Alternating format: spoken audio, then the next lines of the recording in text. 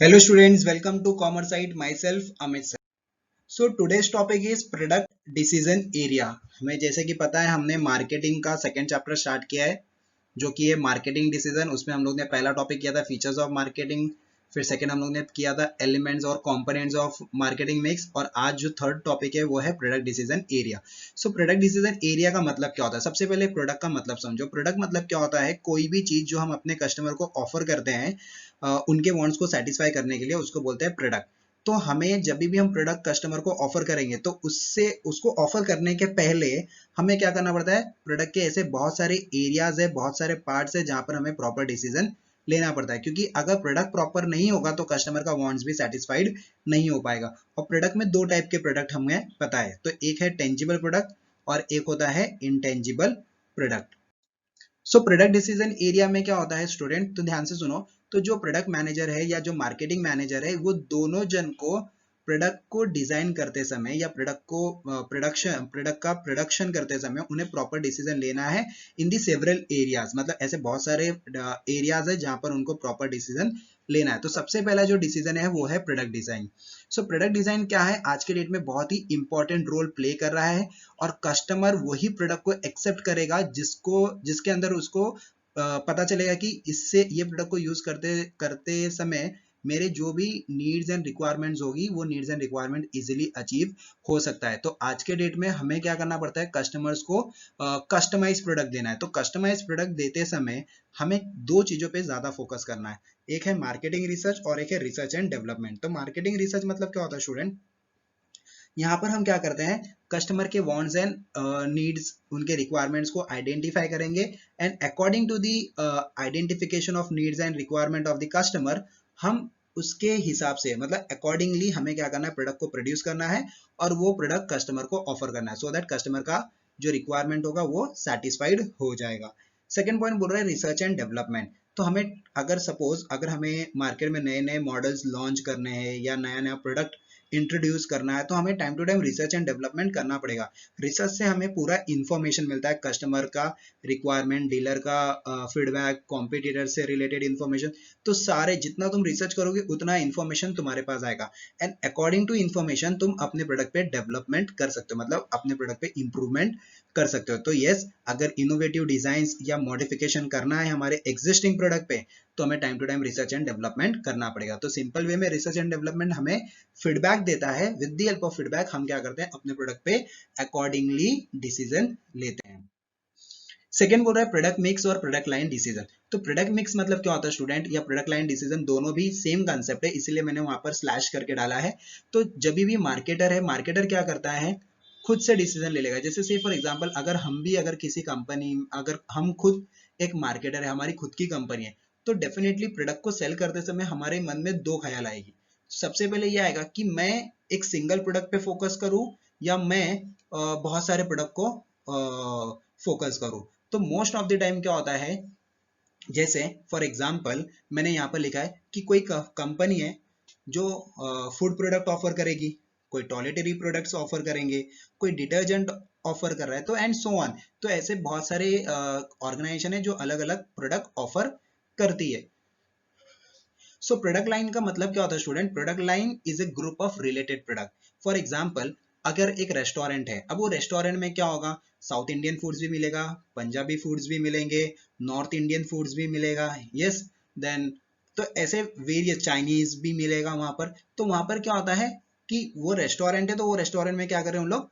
Food है, मतलब खाने पीने की चीजें मिल रही है, तो वहां पर अलग अलग डिशेस तुम्हें ऑफर की जा रही है। तो वैसे फूड आइटम्स प्रोडक्ट हो गया, या जैसे यहाँ पर मैंने लिखा है for example A food item product line में इंक्लूड मिल्क पाउडर भी हो सकता है, उसमें हेल्थ ड्रिंक्स भी हो सकता है, फ्रूट जूसेस भी हो सकते हैं, एक्सेट्रा।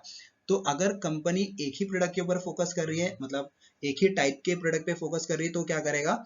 ऐसे नंबर ऑफ प्रोडक्ट्स ऑफर करेंगे। लेकिन ऐसे भी कुछ ऑर्गेनाइजेशन होते हैं जो क्या करते हैं? एक सिंगल प्रोडक्ट पे फोकस करते हैं। जैसे we are specialist in Punjabi foods, we are specialist in Chinese food. तो यहाँ पर वही बोल रहा है कि कुछ फर्म ऐसे भी है जो कॉन्सेंट्रेट करता है सिर्फ और सिर्फ सिंगल प्रोडक्ट पे।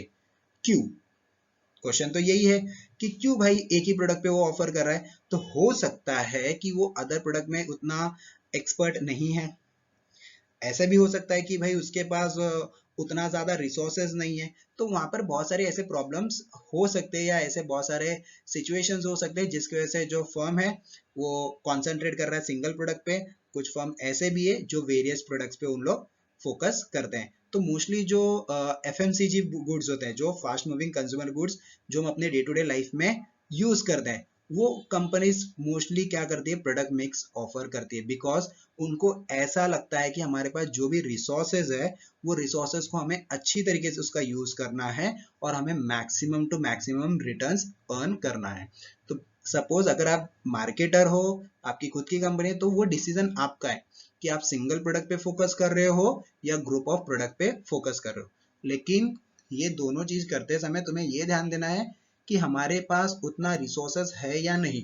रिसोर्सेज है तो वेल एंड गुड, नहीं है तो आप सिंगल प्रोडक्ट पे भी फोकस करके ज्यादा से ज्यादा मैक्सिमम रिटर्न्स अर्न कर सकते हो। फिर नेक्स्ट पॉइंट बोल रहा है स्टूडेंट्स, प्रोडक्ट पैकेजिंग। तो पैकेजिंग तो हमें पता है, पैकेजिंग किस लिए किया जाता है, तो प्रोटेक्शन करने के लिए, मतलब गुड्स डैमेज नहीं होना चाहिए, प्रोडक्ट को प्रिजर्व करने के लिए, लॉन्ग टाइम तक खराब नहीं होनी चाहिए, एंड प्रोडक्ट का प्रमोशन भी। सो पैकेजिंग ही एक ऐसी चीज है जो कस्टमर को अट्रैक्ट करती है वो प्रोडक्ट को परचेज करने के लिए। जैसे आज के डेट में किंडर जॉय जो प्रोडक्ट है, बच्चों की चीज है खाने की, तो बच्चे उसको बहुत ज्यादा डिमांड करते हैं बिकॉज उसका पैकेजिंग थोड़ा अट्रैक्टिव है, उसके अंदर छोटे मोटे टॉयज मिल रहे हैं बच्चों को अलग अलग किंडर जॉय में। सो प्रोडक्ट पैकेजिंग हम लोग क्यों करते हैं, तो ऐसे जो छोटे बच्चे होते हैं या जो हमारे टारगेटेड कस्टमर्स होंगे, वो टारगेटेड कस्टमर्स को अपनी तरफ अट्रैक्ट करने के लिए। सो जो पैकेजिंग होता है वो डिपेंड करता है कि प्रोडक्ट का नेचर कैसा है। अगर बहुत लग्जरियस प्रोडक्ट है तो उसकी पैकेजिंग भी वैसी होगी। या से फॉर एग्जांपल मेडिसिन, तो मेडिसिन के लिए तो हमें पता है कि भाई मेडिसिन जो है वो बहुत ही सेंसिटिव प्रोडक्ट है, तो उसका पैकेजिंग जो होना चाहिए वो प्रॉपर पैकेजिंग होना चाहिए, अदरवाइज उसके अंदर जो उसकी कैपेसिटी है, सेटिस्फाइंग कैपेसिटी है पेशेंट के वांट्स को, तो वो शायद से उड़ जाएगी, ऐसे कुछ होगा। या कस्टमर का नेचर, जैसे मैंने बताया अगर छोटे बच्चों से रिलेटेड प्रोडक्ट है तो छोटे बच्चे तो यही देखते हैं कि पैकेट कितना बड़ा है, उसके अंदर टॉयज कैसे हैं मिलेंगे, तो अकॉर्डिंग टू हमें क्या करना पड़ता है, पैकेजिंग करना पड़ता है। तो पैकेजिंग में हमें ध्यान रखना है कि उसकी क्वालिटी भी हाई होनी चाहिए और उसका जो डिजाइन होना चाहिए बहुत ही अट्रैक्टिव होना चाहिए। और साथ ही साथ हमें ये भी ध्यान देना है कि जो भी पैकेजिंग हम कर रहे हैं वो बायोडिग्रेडेबल होना चाहिए, वो जो पैकेजिंग है वो रिसाइकलेबल होनी चाहिए, मतलब या रीयूजेबल प्रोडक्ट होनी चाहिए। जैसे हमें पता है कि हमारे घर पे भी मोस्ट ऑफ द टाइम जो बॉर्नविटा के बड़े बड़े जार्स होते हैं या कॉम्प्लान के जार्स होते हैं, तो ऐसे जो भी जार अपने घर पे आता है या सॉस के बड़े बड़े वो स्टील के या कांच के ग्लास के जो बॉटल्स होते हैं, वो बॉटल्स को हम क्या करते हैं घरों पे यूज करते हैं। तो पैकेजिंग ऐसी होनी चाहिए जो रीयूजेबल हो और जो रिसाइकलेबल हो, क्योंकि आज के डेट में हमें पता है कि हमारा जो एनवायरमेंट है वो डे बाय डे बहुत ही डिस्टर्ब होते जा रहा है just because of the plastic and all. तो मेक श्योर कि हम जो भी पैकेजिंग यूज करेंगे वो पैकेजिंग कैसी होनी चाहिए स्टूडेंट, तो वो इको फ्रेंडली पैकेजिंग होनी। अब हमारा जो नेक्स्ट पॉइंट है वो है प्रोडक्ट लेबलिंग। तो प्रोडक्ट लेबलिंग भी क्या होता है, बहुत इंपॉर्टेंट रोल प्ले करता है। जैसे हम लोग ने अपने पैकेजिंग को बहुत ही अट्रैक्टिवली किया था, वैसे हमें अपने प्रोडक्ट के लेबलिंग को भी अट्रैक्टिवली डिजाइन करना है।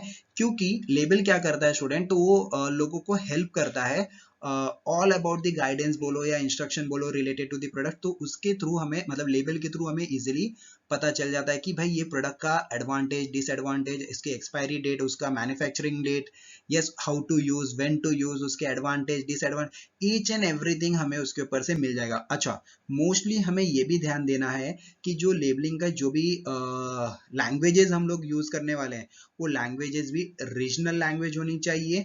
जैसे से फॉर एग्जांपल मैंने यहाँ पर बताया जो यूरोपियन यूनियन है, मतलब जो यूरोपियन कंट्रीज हैं, मोस्टली उन लोग 4 मेजर लैंग्वेज यूज करते हैं जो यूरोपियन यूनियन या यूरोपियन कंट्रीज यूज करते हैं, जो कि है इंग्लिश लैंग्वेज होगा या स्पेनिश होगा, फ्रेंच होगा या जर्मन लैंग्वेज में उन लोग क्या करते हैं अपने लेबल को प्रिंट कराते हैं। एंड मोस्टली अगर इंडिया की बात करें तो इंडिया में तो हमारे यहाँ पे मिक्स क्राउड है, कुछ लोगों को हिंदी भी आती है, कुछ लोगों को मराठी आती है, इंग्लिश आती है, गुजराती आती है, मारवाड़ी आती है, पंजाबी आती है। तो ऐसे एन नंबर ऑफ हमारे यहाँ पे अलग अलग रिलीजन्स के लोग हैं जिनको खुद की अपनी मदर टंग वाली जो लैंग्वेज है वो भी पता है, और नॉर्मल जो भी जहां से भी उन्हें जो भी कुछ लैंग्वेजेस पता होगा, ठीक है। तो हमें यहाँ पर ये ध्यान देना है कि अगर इंडिया में अगर वो प्रोडक्ट हम मार्केट में सेल करने वाले हैं तो मोस्ट ऑफ द टाइम हमें मल्टीलिंगुअल लेवल ही यूज करना है, क्योंकि वहां पर क्या होगा, स्पेशली जो मेडिसिन है तो वहां पर मल्टीलिंगुअल लैंग्वेज होगा, तो वो हेल्प होगा किसके लिए, तो यूजर्स के लिए। देन प्रोडक्ट पोजिशनिंग, तो पोजिशनिंग क्या होता है स्टूडेंट, तो पोजिशनिंग क्या है, एक ऐसा इमेज जो कस्टमर के माइंड में हमें सेट करना है। जैसे से फॉर एग्जांपल कि हमें भी पता है कि आज मार्केट में एन नंबर ऑफ सेलफोन्स है। अगर मैं किसी दो सेलफोन का एग्जांपल लूं, अगर मैं बोलूं आईफोन और एक वीवो, तो डेफिनेटली कहीं ना कहीं कस्टमर के माइंड में, जो हमारे टारगेट ऑडियंस है उनके माइंड में आईफोन से जो उनकी जो पोजीशन है या उनका जो माइंडसेट है वो बहुत ही हाई लेवल पे उन्होंने अपने माइंड में आईफोन को एक स्टेटस दे रखा है। और वही कंपेयर करेंगे वीवो से, तो शायद से उसको कंपैरिजन में, आईफोन के कंपैरिजन में वीवो को उतना हाईली प्रायोरिटीज नहीं दी जाती है। सो इसीलिए हम लोग यहाँ पर यही ध्यान दे रहे हैं कि जो प्रोडक्ट जो पोजीशनिंग है वो पोजीशनिंग कैसे हो सकता है। तो डेफिनेटली अगर हम कस्टमर को अच्छे फीचर्स, उसके यूजर्स अच्छे हो, उसका प्राइस रीजनेबल हो, तो डेफिनेटली कहीं ना कहीं कस्टमर वीवो को भी उतना ही लाइक करता है जितना वो आईफोन को करता है। सो बेसिकली जो प्रोडक्ट पोजीशनिंग होता है, तो हमें वो अगर वो पोजीशन को कस्टमर के माइंड में सेट करना है तो डेफिनेटली हमें क्या करना पड़ेगा, अपने प्रोडक्ट में उसकी जो क्वालिटी है, उसकी जो फीचर्स होगी, उसके जो यूजर्स होंगे, उसका जो प्राइस जो है वो बहुत इंपॉर्टेंट रोल प्ले करता है। तो प्राइस अगर रीजनेबल है तो डेफिनेटली कस्टमर हमारे प्रोडक्ट को भी परचेज करना स्टार्ट कर देगा। सो अभी जो नेक्स्ट पॉइंट है हमारा प्रोडक्ट प्राइसिंग। तो प्राइस क्या है स्टूडेंट, तो प्राइस एक ऐसा वैल्यू है जहां पर हम लोग क्या करते हैं, एक्सचेंज करते हैं। क्या एक्सचेंज करेंगे, तो बायर क्या करेगा, बाय करने के लिए उसको सेलर को कुछ प्राइस पे करने पड़ेंगे। तो जो प्राइस होना चाहिए वो प्राइस भी कैसा होना चाहिए, वो नॉर्मली जो प्राइस होना चाहिए वो रीजनेबल होना चाहिए, जो कि हम कस्टमर को ऑफर कर सके और कस्टमर वो प्रोडक्ट को परचेज कर सके। अब जो प्राइस है वो डिपेंड करता है कि प्रोडक्ट का कॉस्ट कितना है, प्रोडक्ट का मार्केट में कितना डिमांड है, प्रोडक्ट का क्या नेचर है, कंज्यूमर का नेचर क्या है, कंज्यूमर का इनकम क्या है। तो ये सारी चीजें बहुत ही इंपॉर्टेंट रोल प्ले करती है प्रोडक्ट के प्राइसिंग को फिक्स करने के लिए। तो जो मार्केटर है must choose the proper method of pricing. जैसे the pricing method are broadly divided into two groups. जैसे मैंने यहाँ पर दिया, कॉस्ट ओरिएंटेड मेथड है सच एज मार्कअप प्राइसिंग और कॉस्ट प्लस प्राइसिंग एक्सेट्रा, और मार्केट ओरिएंटेड मेथड है जो कि सजेस्ट करता है कि जो प्राइस मार्केट में चल रहा है डिफरेंट प्रोडक्ट का डिफरेंट प्राइसिंग स्ट्रैटेजी हमें यूज करना है। सिंपल वे में प्रोडक्ट प्राइसिंग में हमें यही ध्यान देना है कि जो प्राइस होनी चाहिए प्रोडक्ट की वो रीजनेबल होनी चाहिए और सारे लोग उसको एफोर्ड कर सके। यस, लेकिन प्राइस चार्ज करते समय हमें ये ध्यान देना है कि उसका कॉस्ट ऑफ प्रोडक्शन क्या है। डिमांड अगर ज्यादा है तो प्रोडक्ट नो डाउट आप ज्यादा चार्ज कर सकते हो, लेकिन डिमांड कम है तो डेफिनेटली प्राइस भी कहीं ना कहीं कम करनी पड़ती है, सो दैट कहीं ना कहीं अगर प्राइस कम होगा तो डिमांड ऑटोमेटिकली बढ़ सकता है, जो कि हम लोग ने लॉ ऑफ डिमांड में पढ़ा था। और nature of the product, product अगर लग्जरियस है तो डेफिनेटली हाई प्राइस ही होगा, अगर नॉर्मल गुड्स है तो प्राइस भी उसके रीजनेबल होंगे।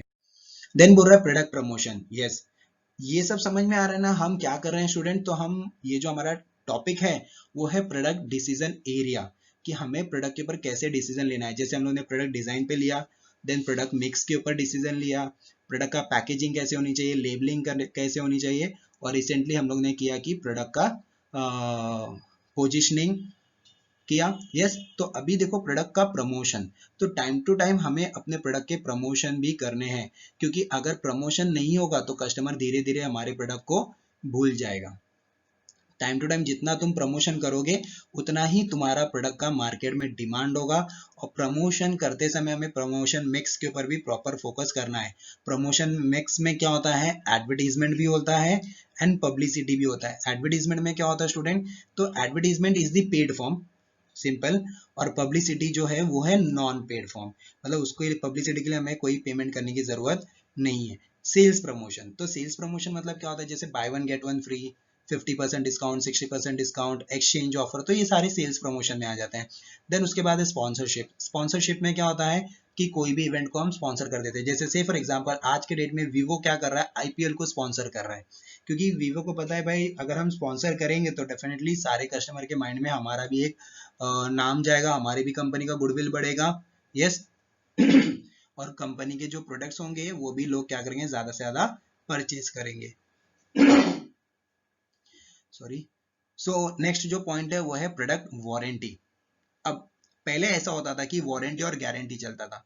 सो वारंटी एंड गारंटी में क्या होता था स्टूडेंट,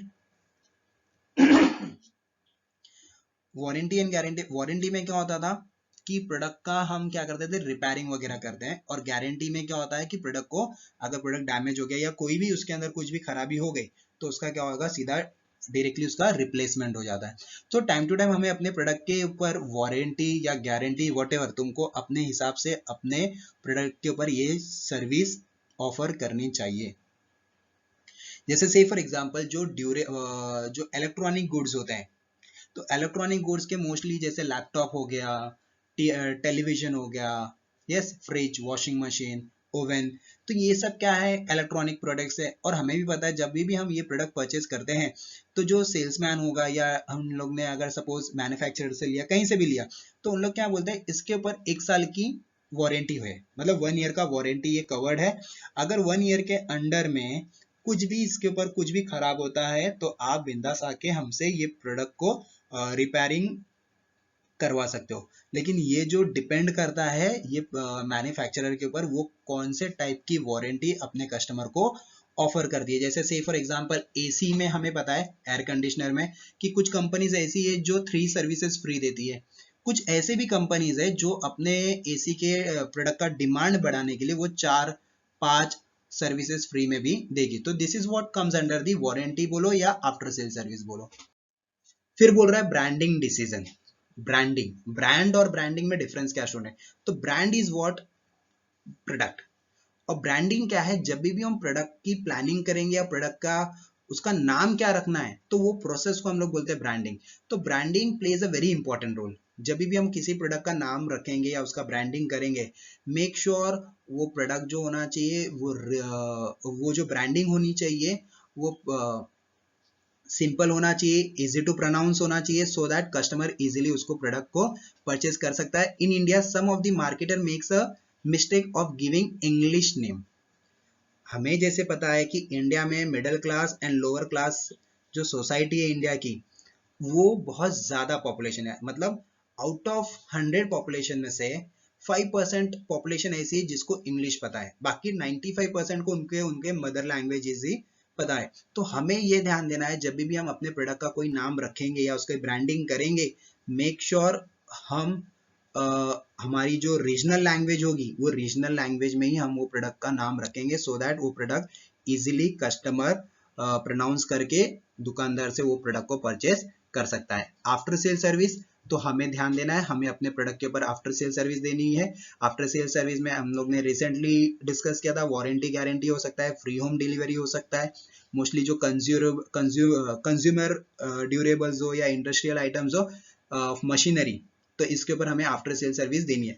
अगर पुअर सर्विस दोगे तो नेक्स्ट टाइम कस्टमर तुम्हारे प्रोडक्ट को डिमांड नहीं करेगा। तो अगर हमें अपने आफ्टर सेल सर्विस को इम्प्रूव करनी है या अच्छी क्वालिटी की आफ्टर सेल सर्विस हमें अपने कस्टमर को देना है, तो हमें ये ध्यान देना है कि हमें टाइम टू टाइम अपने एम्प्लॉयज को प्रॉपर ट्रेनिंग देनी है, टाइम टू टाइम उनको मोटिवेट करना है। मोटिवेट करने का 2 फैक्टर्स है, मॉनिटरी फैक्टर और नॉन मॉनिटरी फैक्टर। जितना हम अपने एम्प्लॉयज को मोटिवेट करेंगे उतना ही हमारा एम्प्लॉय क्या करेगा, प्रॉपरली काम करेगा और प्रॉपर एटीट्यूड से काम करेगा, अपने कस्टमर को सेटिस्फाइड रखेगा, और जिसकी वजह से पूरा जो बेनिफिट है वो किसको मिलेगा, ऑर्गेनाइजेशन को मिलेगा। नेक्स्ट है प्रोडक्ट डिस्ट्रीब्यूशन डिसीजन। तो प्रोडक्ट डिस्ट्रीब्यूशन डिसीजन हमें पता है कि हमें प्रोडक्ट को डिस्ट्रीब्यूट करने के लिए कौन सा चैनल सिलेक्ट करना है। जैसे वहां पर डायरेक्ट चैनल भी है, इनडायरेक्ट चैनल भी है। सो डिपेंड करता है कि प्रोडक्ट का नेचर क्या है, प्रोडक्ट कैसा है, यस, कौन से एरिया में हमें डिलीवर करना है। तो मोस्ट ऑफ दी जो कंपनीज होती है, कुछ कंपनीज ऐसे भी होती है जो डायरेक्ट चैनल यूज करते हैं, और कुछ कंपनीज ऐसी होती है जो इनडायरेक्ट चैनल्स यूज करते हैं। जैसे अगर बड़ा मार्केट कवरेज करना है तो डेफिनेटली हमें इनडायरेक्ट चैनल्स ही यूज करने पड़ेंगे। जैसे से फॉर एग्जांपल जो पेरिशेबल गुड्स होते हैं स्टूडेंट, वो पेरिशेबल गुड्स में हम लोग क्या करते हैं, इनडायरेक्ट चैनल यूज करते हैं, क्योंकि हमें पता है अगर इसे प्रोडक्ट को फटाफट डिस्ट्रीब्यूट नहीं किया तो ये प्रोडक्ट खराब हो जाएगा।